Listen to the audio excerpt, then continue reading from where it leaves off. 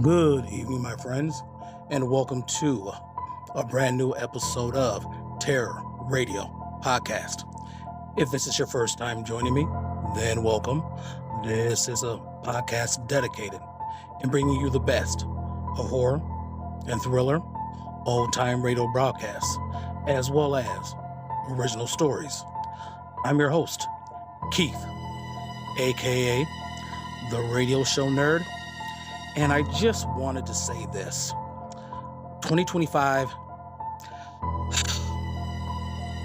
has begun with chaos. And I'm sure many of you, like myself, are on edge, stressed out. I truly hope this podcast brings you just a little bit of solace, because I know it does me. As I've stated many times, I started this as a joke after the pandemic and never imagined I would have received such positive responses. So, if this can bring you a little bit of comfort, I am so glad. Now, the episode tonight is entitled, Is It Real or Is It Memorex? My Generation Xers, I'm sure you remember that statement.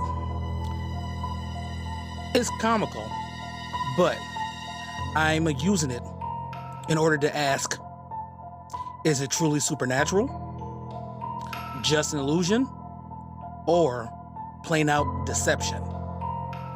We shall find out with our two stories tonight. So, without further ado, this is Terror Radio. The two radio series highlighted tonight are The Hermit'S Cave and Nightfall. Our first radio play is called It Happened Sunday, and it was first broadcasted on The Hermit'S Cave in 1940. Following that is the radio play Angel of Death, and this was first broadcasted on Nightfall, February 11th, 1983. Now, you all know the drill.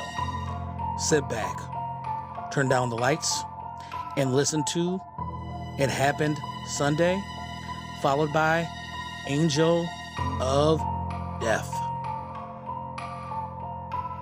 The Mummers in the Little Theater of the Air.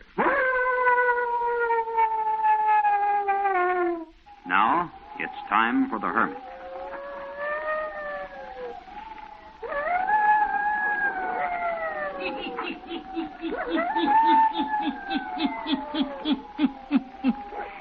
Ghost stories. Weird stories. And murders, too. The Hermit knows of them all. Turn out your lights. Turn them out. Have you heard the story? It happened on Sunday. Eh? Then listen while the Hermit tells you the story.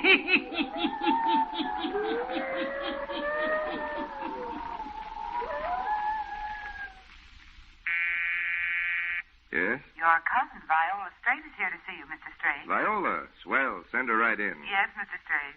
That's a coincidence. Just about to call her. Hello, Vi. Hello, dear. Here, take this chair.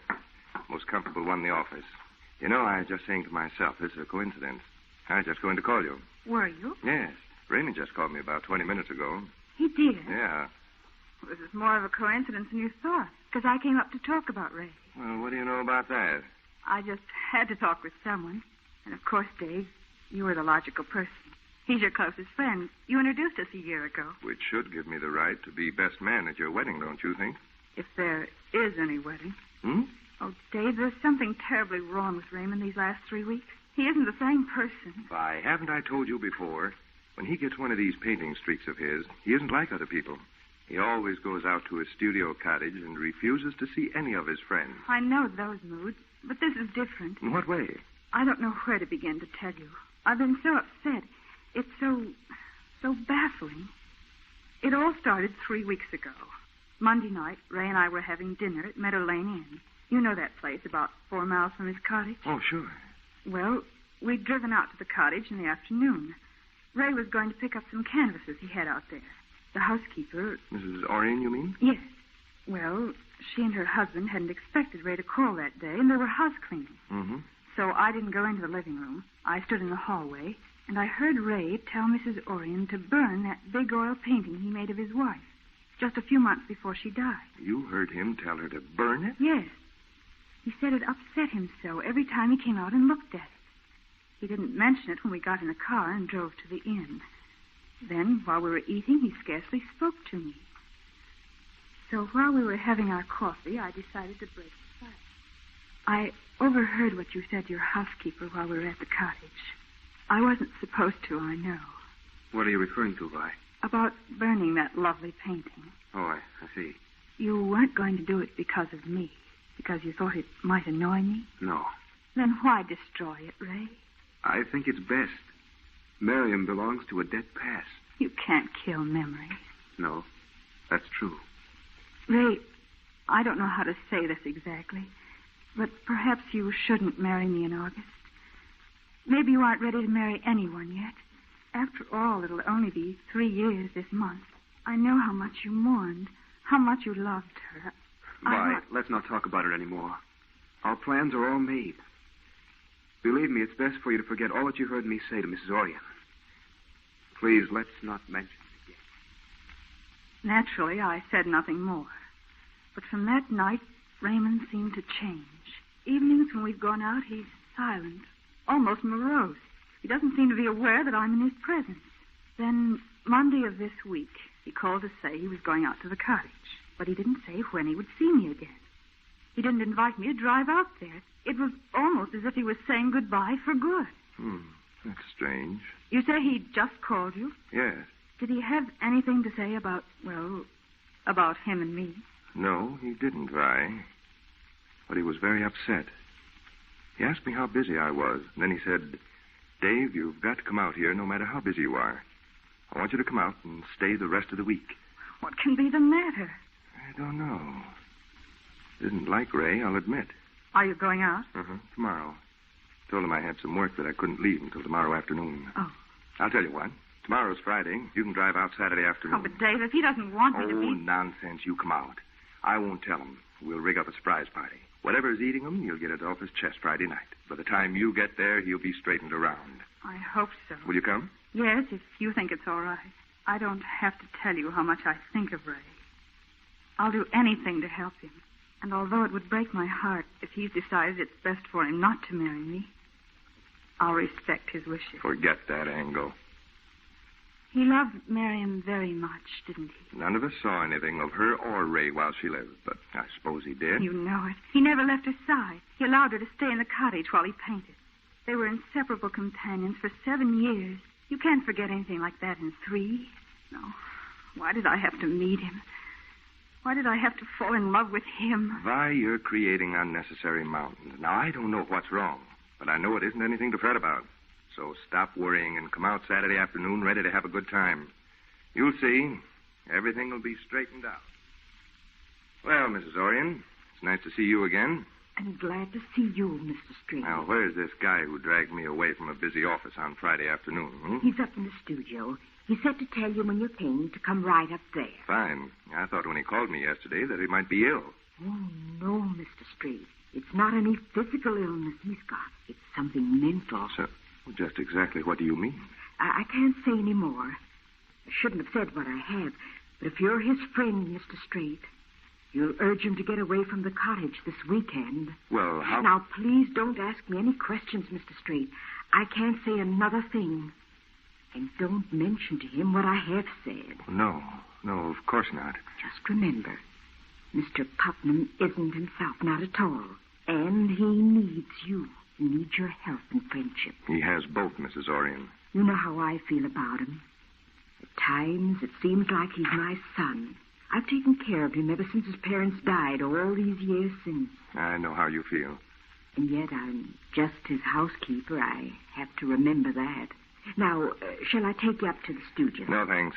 I'll burst in and surprise him. See you later, Mrs. Orion. Believe me, I'm looking forward to one of your good dinners.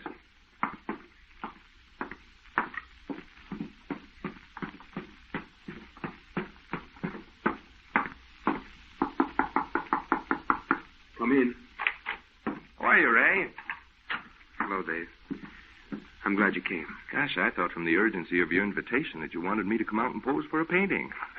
I've often wondered why you never saw anything worthwhile in this mug of mine. Yeah, what's wrong, Ray?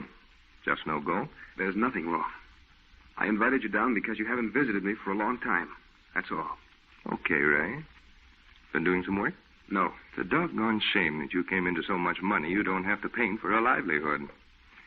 You've done some mighty fine things.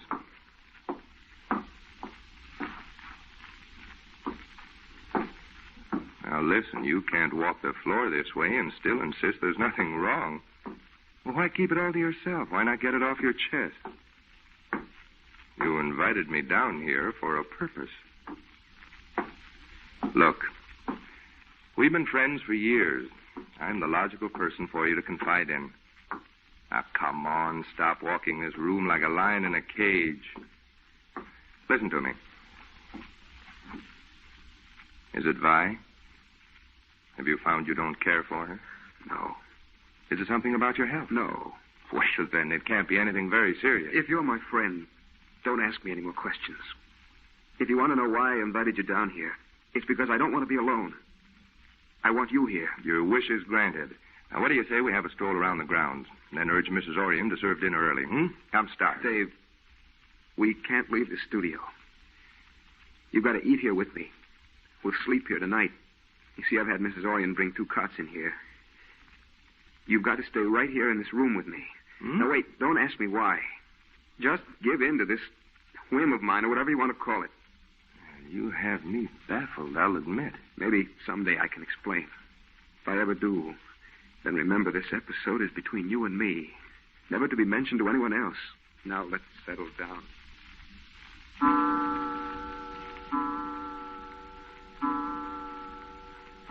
12 o'clock.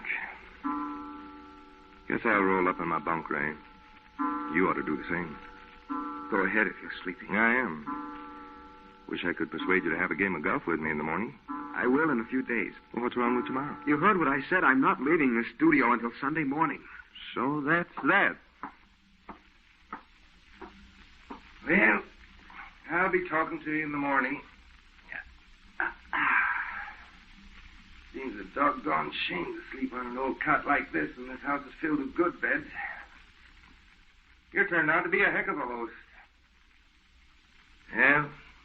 Good night. Good night.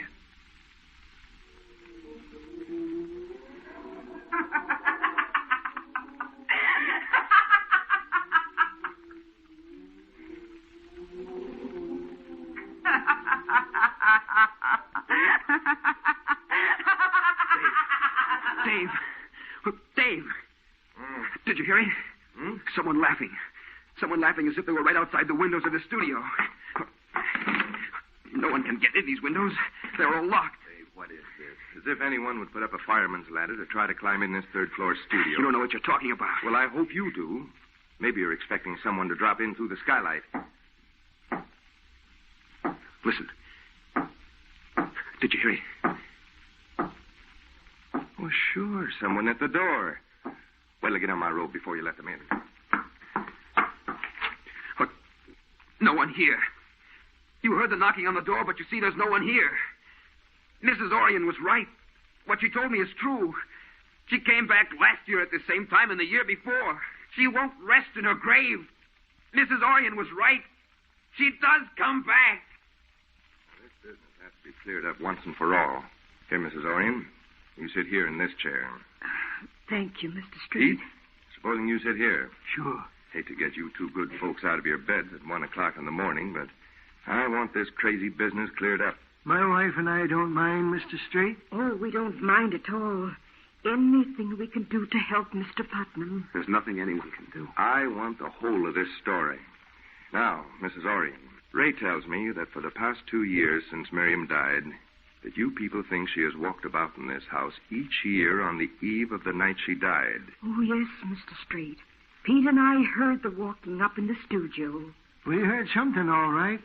Got up to investigate, but we didn't see anybody. Of course you didn't. You know that there's no possibility of such a thing being true. Mrs. Orion, just this afternoon you told me how much you thought of Ray. Well, if that's so, why in thunder would you tell him such yarns? He made me tell him. I didn't want to. I tried to convince myself there wasn't anything to it.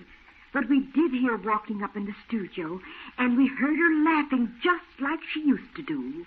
Mr. Putnam, he made me listen on the night last year and the year before and report to him. Ray, what made you think Miriam's spirit would come back to haunt this house? Because she said she would, just before she died. Well, of all that... Now, come on. Suppose you tell me the whole of this wild tale, You might as well know it all, Mrs. Orion. Well, that's what I say. I was a coward. I stayed away from the cottage last year and the year before at this time. These days are the anniversary of her death. I was afraid of a threat. Go on, Ray. No one but Pete and Mrs. Orion knew what Miriam was like. She was insane, Dave, but I never let anyone know it. I never let her out of my sight. What I'm saying is true, isn't it, Mrs. Orion? Oh, the poor boy put up with more than anyone will ever know. She used to stand here in the studio when I'd be painting and laugh, just as she did tonight.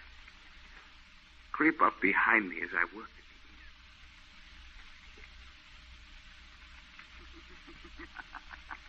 What?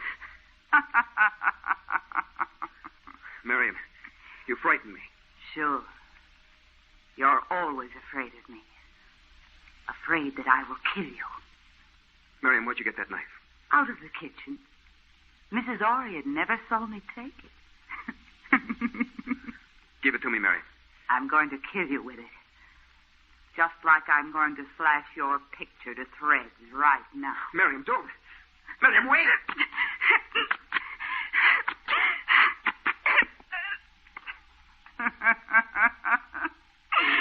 Your horrible old pictures. No one wants to buy them. None of them are any good. None of them are any good. Why don't you paint me? You paint everything and everybody but me. You don't paint me because you want to spite me. I know it. I'd intended to paint her for a long time. I tried to, but she wouldn't sit for me. And when she did, it was always to annoy me. She'd sit and grimace, laugh. I should have put her in an institution, but I couldn't bear the thought of that. She was beautiful, frail. I was afraid of the treatment they might give her. So I kept her near me all the time. Mrs. Orion and Pete were frightened, but they stayed on for my sake. Finally, I decided to paint Miriam even though she wouldn't sit for me. This seemed to mollify her somewhat. Oh, she was much easier to handle those last few months. Almost friendly-like. That was because she was growing weaker, though we didn't know it. You see, I'd never called in a doctor for fear he would judge her insane. And then that last night, as Mrs. Orion and I stood by her bed, she raised up, looked at me wildly. I'll come back every year at the same time. Do you understand what I say? I'll come back every year until I have my revenge. We heard what she said, Mr. Straight. But I told Mr. Putnam not to worry over it none. She was always saying crazy things. I did forget it for a little time after she was gone. But 2 years ago, and then last year, as the time of the anniversary of her death drew near, her threat bothered me. I wouldn't come near the studio. Pete and Mrs. Orion watched for me. They heard her. And then this year I realized that I couldn't marry Vi until I was sure in my own mind. Until I'd stayed here myself. And then tonight I did hear her laugh. It was as distinct as if she were alive. So there's only one thing to do. Tomorrow at midnight, if I hear a knock at this door, even though I see no one, I'll use my revolver. I'll fire at her unseen spirit standing at the door of this studio.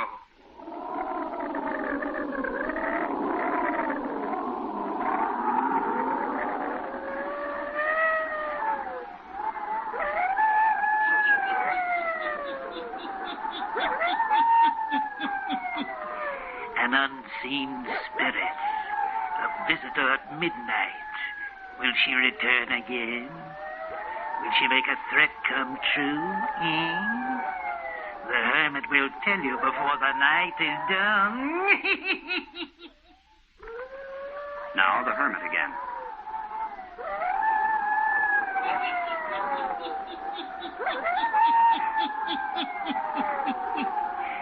It is nearing the hour of midnight. Again, Ray Putnam and his friends sit in the studio. This time, both are alert, listening for any sound they may hear.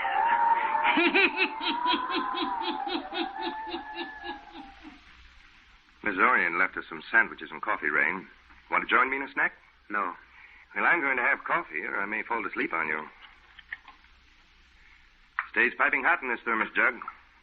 Good cup of coffee is just what you need. No, nothing. You know, it's a strange thing to me how you can be taken in by all this nonsense. You aren't going to hear anything tonight or any night. You forget that I did last night. Oh, you listened so hard last night you had to hear anything your mind created. Didn't you hear someone knock? You had me believing almost anything.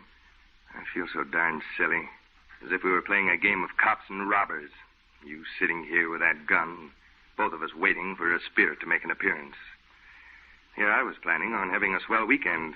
I told Vi to come out today, but with things as they are, I decided it was best to call her and tell her not to come.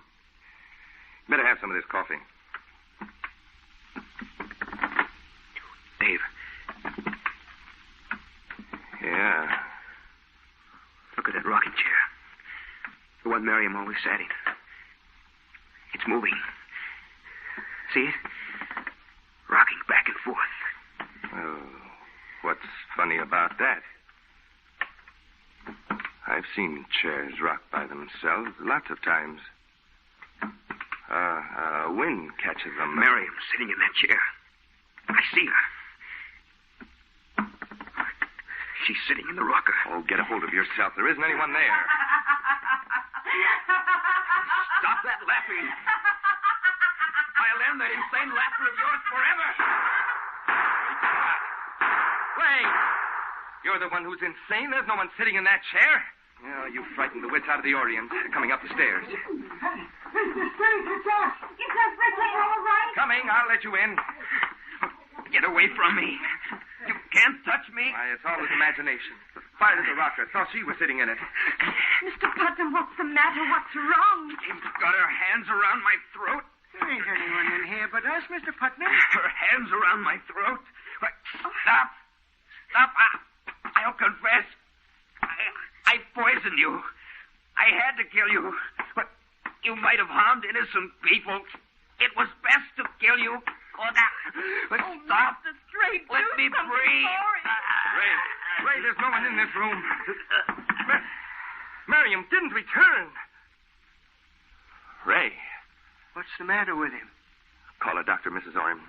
I'm afraid he's dying. Get a doctor here immediately. Vi, it's a terrible thing. There's really nothing any of us can say to comfort you. He poisoned Miriam. Yes, he told us just before he died. You don't think she really did come back to carry out her threat of revenge? I saw no one. I think Ray died of a guilty conscience. But of course, it's true that there were finger marks on his throat, as if someone had choked him. And that is the part that is hard to figure out.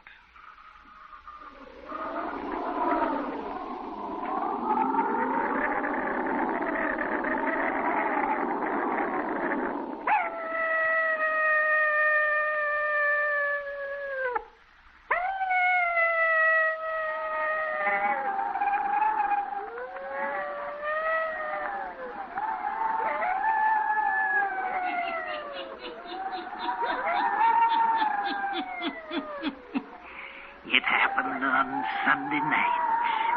At midnight, a ghost figure returned. The spirit returned as she said she would to avenge her murderer. Yes. Turn on your lights. Turn them on. I'll be back. Pleasant dreams.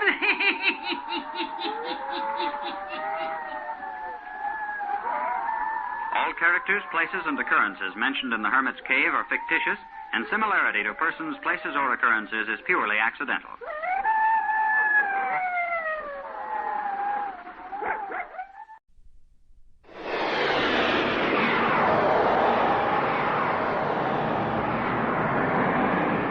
When voices call and darkness screams, and no one hears but you, it's nightfall.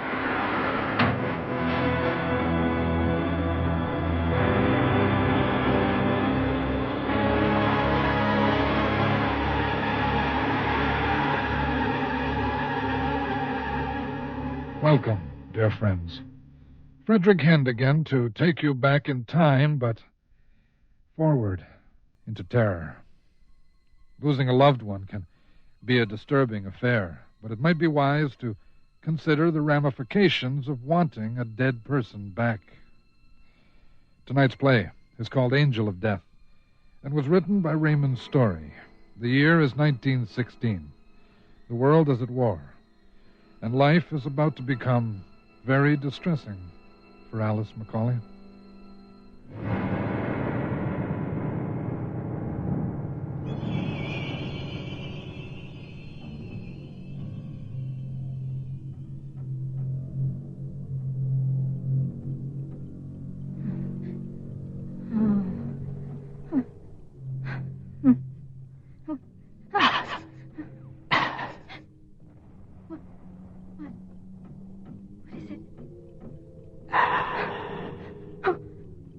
Who's there? Who is that? I'm here. Alice? Alice, are you all right? Who is that? Alice, what's the matter? Papa, there was someone calling me, a man. I heard him. Where? Here. No, that's not possible. There's no one here. No one came out. He was calling my name. You must have been having a nightmare. I can't believe it. In the name of the holy, what's happening? It's all right, Mrs. Kessel. I think Alice has just had a bad dream. It wasn't a dream. Someone was calling me. Is there anyone in the street, sir? It wasn't from the street. It was nearer than that. It had to be in here. The vent! He's in the attic above the vent. No, my dear. There's no one in the attic. Well, I'll go up and have a look if it'll make you feel better. And then we can go back to bed. Norma. What is it? I thought it was Jamie calling me. Alice. Oh, I feel so stupid. I'm carrying on like a schoolgirl. No, you're not. It's a hard thing. It's a very hard thing for us to accept. Whenever I think of him, I see him standing in the kitchen with that irritating, smug smile. So proud of that damn ridiculous uniform. And now we've got a politely worded letter from the War Office, neatly typed, and that's it. And I can't make my head understand that. But we've got to accept it. Jamie's dead. I don't know what to do. There's not much to do.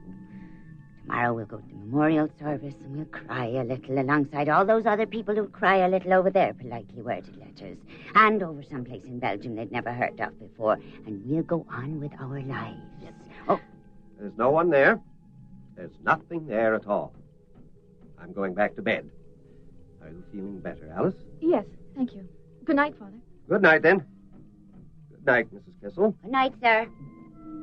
Norma, do you think Jamie really could have been calling me? He cared for you very much. So many things are possible. I don't know what to say. Do you want me to stay for a while? I don't mind. I'm having trouble sleeping myself. Oh, no, thanks, Norma. Don't worry about it. Very well, then. You'll get some sleep. You'll be glad of it tomorrow. Good night. And thank you. Good night, my dear. Oh, please, God, don't let this be happening again.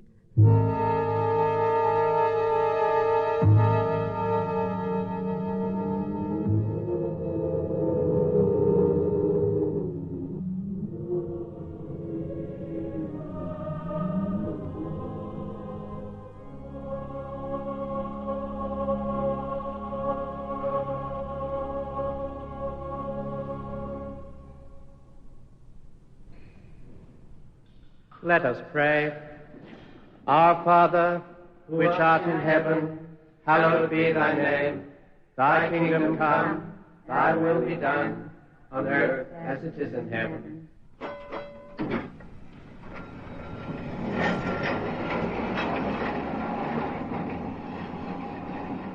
Cab? Yes, sir. Take these ladies home, would you? Certainly, sir. Mind your step, ma'am. Are you not coming for her? No, I'd prefer the walk. Are you sure, Mr. Macaulay, that's a fair way? Quite sure, Mrs. Kessel. I could use the air. You're not looking very well, Father. Maybe you'd better come with us. Don't worry, Alice. I just need to clear my head. I'll see you at your home. 16 Kendall Street, driver. Here's the fare. Thank you, sir. Do you not owe me some change? Oh, Kendall Street. Oh, I suppose. A bit. You was at the big memorial, was you, sir? Yes. Them poor beggars at Wipers, eh? Hard to imagine. Must have been wicked, eh? A few hours of battle and not 1 in 10 comes out alive. You didn't lose a boy, did you, sir? My nephew at Sanctuary Wood. Part of the mounted rifles, was he? Mm-hmm. Poor young beggar.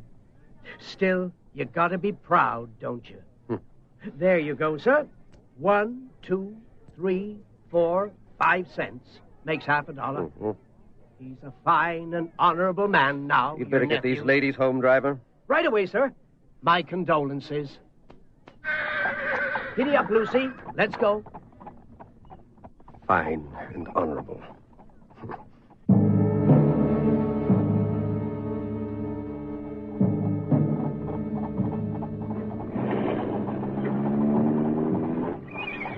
There go the McGregors. Well, for Margaret. They own a motor car. Huh. What are you thinking about? Poor father. He's taken it badly. Yes. It's almost funny, isn't it? Alice Macaulay. Why should I bother mincing words? He certainly didn't when Jamie was alive. No, that's not entirely true. I'll not deny your father was rough on Jamie, but he wanted Jamie to have a sense of responsibility. For his own good as much as for the business. He meant to fire Jamie. Now, you've no way of knowing that. I worked right there in the office with the both of them. He belittled Jamie every chance he had, and Jamie wasn't a bad worker. I don't know that I'd call you impartial. Well, all I can say is Father deserves to be sorry. When Jamie came home and told us he'd enlisted, well, I thought Father would dance in the streets. Alice, well, that's not fair. Sometimes you don't know your father at all. Naturally, he's upset. Lord, the poor man. There's been more death in this family in the past 10 years. That sounds nice. Do you want to come have it in the kitchen with me? I don't want to sit around in this black dress. Why don't you put the kettle on while I go up and change? Well, you don't belong, or I may want to drink it all by myself.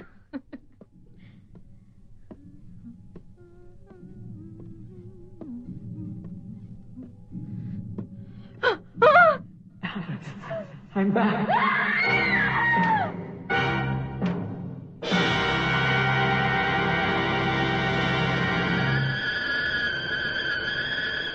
This'll help calm you. Tea. A cup of tea isn't going to help me. It's as good a place to start as any. Now, tell me what you saw. God, please, don't let me be crazy. You're not. No, listen to me. You're not. Now, I need to know what you saw. I saw him on the landing, in front of the window. Go on. He was standing there. The light was behind him. His hair was all wild. And he had no face. Where his face should have been, there was just black. Yes. Are you sure it was Jamie? I'm not even sure it was a man. God, help me. Oh, here. Drink this now. Oh, Mama, what did your angel of death look like? Alice, stop that. Drink your tea. It was the same voice. You're not insane, Alice. There are some things that are so difficult to understand, they defy the explaining. And for nearly a week, I've known that we're not alone in this house. I can't explain it. I just feel it. And it feels to me like Jamie. Not the Jamie we knew, but another Jamie. I can feel him now. Somehow he's found his way home. Mama? He's found his way home to you. Why? Well, he has something he needs you to know. That he wants you to do, that he wants to warn you of. What is it? Oh, I don't know. It's you he wants to tell. But I can feel the urgency. He rushes over me like a wind. A wind filled with pain. We must find out what he wants. Now, draw the curtains. But... Do as I say. We have to hurry. I need 2 things. Norma. A candle. Norma, I'm frightened. We are Christian women. Christian women have no need to fear. There's a portal that exists between this world and the next. I'm not strong enough to reach it alone, and we must be strong. The path is steep, and the road is dark. This will light our way. And a Bible, the Word of God, our protector and our shield on this journey. Now, come sit near me. Give me your right hand. And place your left, the hand closest to your heart, alongside mine on the Bible. Now, look through the flame. Look deep through the flame and into my eyes, and let us go. Is there anyone there? Is there anyone there? We need to contact the spirit of James Macaulay. He was a private in the 4th Canadian Mounted Rifles. Killed at Sanctuary Wood on the 2nd of June in this year, 1916. We want to help him. Please help us. Go to the portal and call James Macaulay. Ask him to come to us. We must contact the spirit in this house. We must contact him. Oh, Jamie? Is that you? Oh, confusion. Fear. No. Terror. Animal terror. Oh.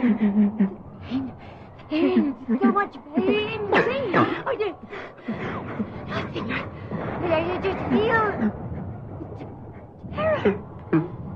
Pain. Terror. Norma, stop. Oh, please, Norma. No, I must know. Why? What is horror? Show me the terror. What is it? Blood! So much blood! Oh, no! No! What in the name of all hell? What the devil is going on here? Father. Why have you got this place shut up like a tomb? Father, we have to contact Jamie's spirit. He's been trying to contact me. That's what I heard. What sort of rubbish is this? He's been calling me from the other side. Mrs. Kessel, you're responsible for this. You know I will not tolerate this heathen nonsense in my house. Yes, sir. It is not nonsense. I've heard him, and I've seen him. What? I've seen Jamie's spirit. No. No, you haven't. How can you say that? Be quiet. I will not argue about this. Mrs. Kessel, we have enough to worry about without having a devil scared out of us by you and your spirits. We're all upset. I don't want it made any worse. The sooner this house gets back to normal, the better. Mr. Macaulay. You must have work to do, Mrs. Kessel. I expect dinner at 6 as usual. I want everything as usual. Me and my spirits. There are things in this world that we need fear, Mr. Macaulay, but they are not me and my spirits.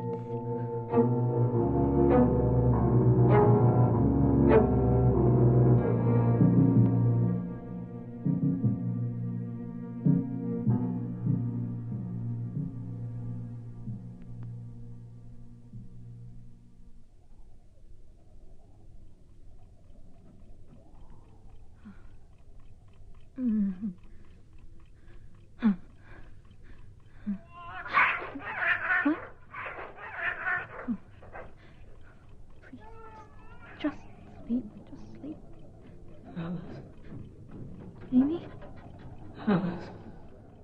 Jamie, what do you want? Alice, What do you want? come here. Alice, come here. No, I can't. I'm here, Alice. Come here. No, Jamie. Go away. Leave me alone. Alice, what's the matter? Somebody make him stop. You're all right. Everything is all right. I just want him to leave me alone. I'm surprised at you, Alice. How can a woman your age be frightened of ghosts and goblins? You know they're not real. But they have to be real, Papa. If they aren't real, they're in my head, and that's far more frightening. Why do you think... Not hurt, is she? Norm, I can't stand it any longer. He's stronger than me. Don't let him be, that's all. Just don't let him. With God on your side, there's... That's enough. nothing- Judas, woman. If I hear one more word about it, I'll put you into the street. Do you understand that? Yes, Mr. Macaulay. I do understand. You may go back to bed, Mrs. Kessel. Yes, sir. Norma, wait. I can't sleep here, not tonight. Would you mind if I came down and slept in your room? Of course I don't mind. Thank you. I'll walk with you downstairs. Mrs. Kessel, why don't you make up the room while you're here? Very well, sir. You crawl in, dear. I'll be along shortly. All right. No more, Mrs. Kessel. Do you hear me? Good night to you, sir. Put me into the street, indeed. No more, Mrs. Kessel. Who's that? Who is it? So you're back. Looking for the girl, are you? She's not here. There's only me. And I'm not going to let you have her. Where are you? Huh? Where are you hiding? Oh, don't tell me you are up in the attic after all. Well, how would you like a visitor? Heavenly Father, protect me. Our Father, who art in heaven, hallowed be thy name. Thy kingdom come, thy will be done on earth as it is in heaven. Give us this day our daily bread, and forgive us our trespasses as we forgive those who trespass against us. And lead us not into temptation, but deliver us from evil. Oh! Hello, Norma. Jamie!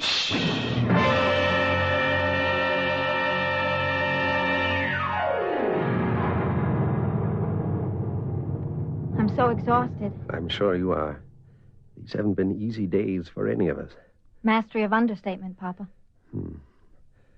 Alice, there's something I should have told you a long time ago. I know, Papa.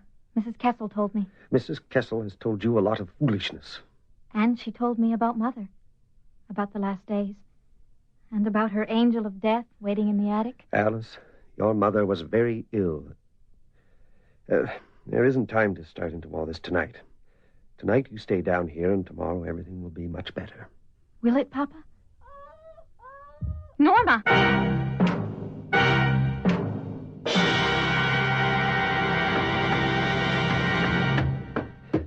Oh, my God. What's happened? She's fallen down the stairs. Mrs. Kessel, can you hear me? Hold the door, Alice. I'm going to put her on your bed. Oh. What would she be doing on the attic stairs? Now stand out of the way. Oh. You sit here and watch her, Alice. I'll get someone to run for the doctor. Father? Oh. Alice. No, lie still. Shh. You've got a terrible lump coming on your forehead.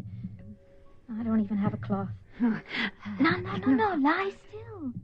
I'm just going to get you a compress. I'll be right back. Alice. Jamie! Is she all right? I didn't mean to hurt her. Where?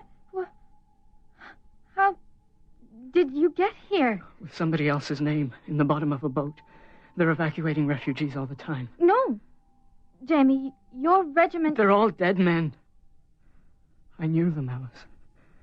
They had names and families and faces and arms and legs and blood.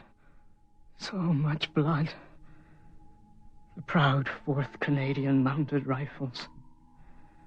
But this wasn't the kind of war proud men fight on horseback. So they put us into shallow graves that they called trenches. 680 men were put into those trenches. The next day, 73 of us answered the roll. And they put us back in again. I thought you were the angel of death. The angel of death? Hmm? No, I'm not, Alice. But I know him. What? He hovers very near me. He has great black wings, the color of smoke, and breath that smells like rotting flesh.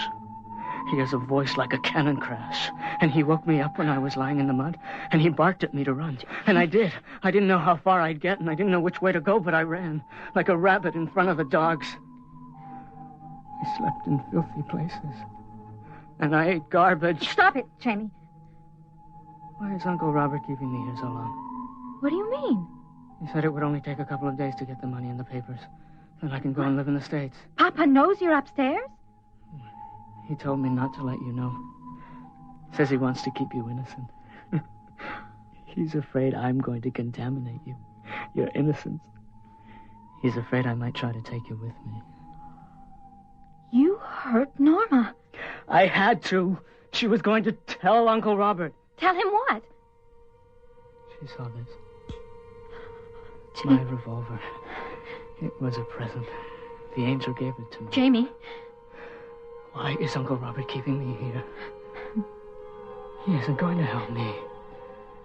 He wants them to send me back in. You've got to help me, Alice. What can I do? Go to the office and get me the money. You know where the keys are. Jamie, no. For me.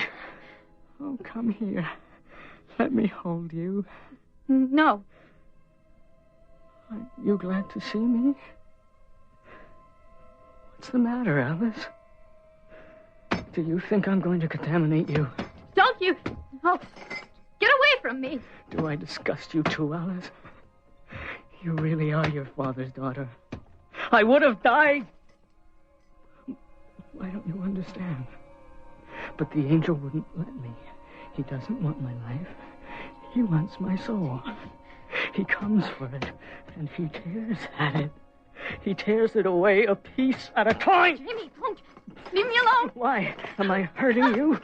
You don't know what it means to hurt. Stop it. Stop the hurting. I can do that with my present. The angel's present. See? Watch the chamber. For the love of God, let her go, Jamie. The angel. What do you want? You want to rip away another piece. Here. Take it all! Jamie! Merciful God. No. Jamie. I wanted to help him. I didn't think he was this far gone.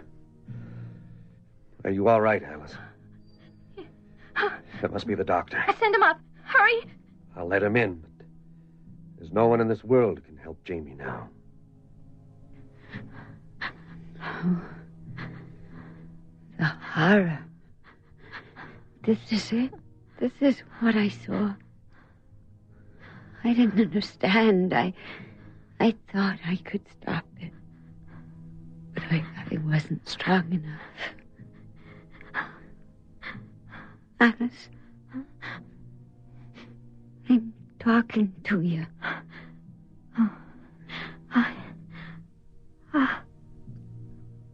Blood. So much blood.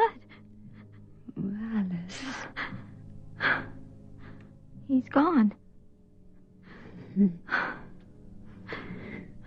Everything's going to be all right.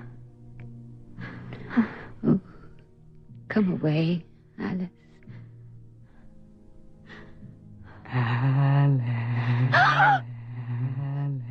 Alice.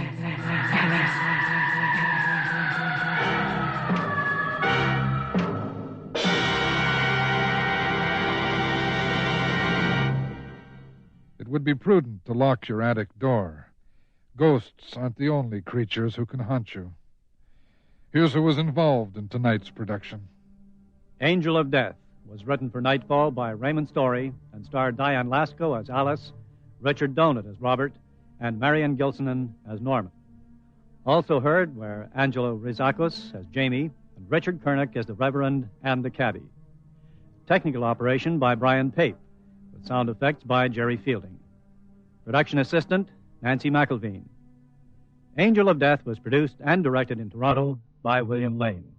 Executive producer for the series, Don Kowalchuk.